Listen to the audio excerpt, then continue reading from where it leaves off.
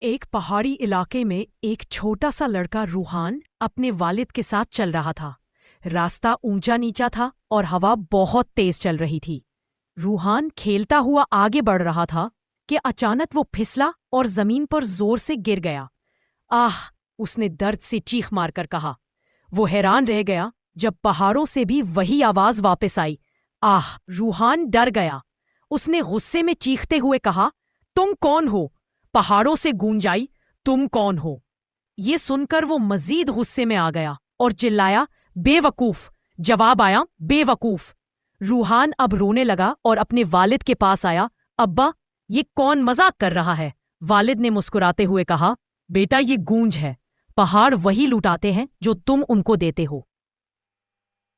پھر والد نے پہاڑوں کی طرف دیکھ کر زور سے کہا، تم بہت اچھے ہو، اور فوراً جواب آیا، تم بہت اچھے ہو۔ روحان حیرانی سے اپنے والد کو دیکھنے لگا۔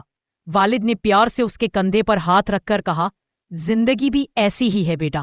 اگر تم دوسروں کے ساتھ اچھائی کرو گے، نرمی سے بات کرو گے، تو دنیا بھی تمہیں وہی لٹا دے گی، اور اگر غصہ، نفرت اور برائی دو گے تو یہی سب تمہاری طرف واپس آئے گا۔ روحان نے آسمان کی طرف دیکھا، مسکرایا اور آہستہ سے کہا، ابا، میں آج سے ہر جگہ صرف اچھائی پھیلاؤں گا۔ والد نے اسے سینے سے لگا کر کہا، بس بیٹا، یہی زندگی کی اصل کامیابی ہے۔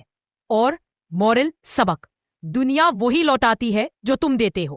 اچھے بنو، نرمی کرو، محبت بانٹو، اور زندگی تمہیں اس سے بڑھ کر واپس دے گی۔